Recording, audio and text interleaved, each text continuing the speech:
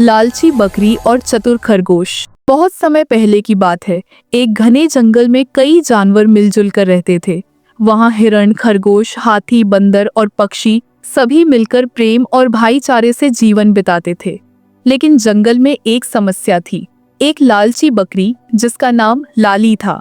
लाली बकरी हमेशा अपने लिए सबसे अच्छा खाना खोजती थी और दूसरों की कोई परवाह नहीं करती थी। अगर कोई जानवर किसी फलदार पेड़ के पास जाता तो लाली सबसे पहले पहुंचकर सारे मीठे फल खा जाती। अगर नदी में पानी कम होता तो वह अपनी जगह किसी और को पानी नहीं पीने देती। जंगल के जानवर लाली की इस आदत से बहुत परेशान थे। एक दिन चतुर खरगोश चिंटू ने सबको इकट्ठा किया और कहा, हमें इस समस्या का हल निकालना होगा, वरना लाली अपनी लालच की वजह से पूरे जंगल को मुश्किल में डाल देगी। चिंटू ने एक योजना बनाई। वह लाली के पास गया और कहा, लाली बहन, मैंने सुना है कि पहाड़ी के उस पार एक जादुई कुआं है।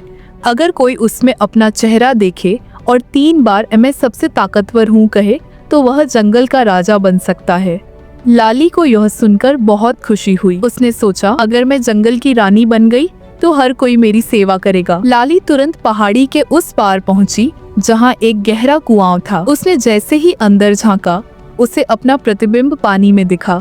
वह खुशी से चिल्लाई, मैं सबसे ताकतवर हूँ, मैं जंगल की रानी हूँ। और फिर से दोहराया। लेकिन जैसे ही उसने तीसरी बार कहा, उसका संतुलन बिगड़ गया और वह धड़ाम से कुएं में गिर गई। कुएं में पानी बहुत गहरा था और वह मदद के लिए चिल्लाने लगी। जंगल के बाकी जानवर भी वहां आ गए, लेकिन किसी ने उसकी तुरंत मदद नहीं की। खरगोश चिंटू ने कहा, लाली, हम तभी तुम्हारी मदद करेंगे अगर तुम वादा करो कि अब से तुम लालच नहीं करोगी और सभी के साथ मिलकर रहोगी। लाली को अपनी गलती का एहसास हुआ।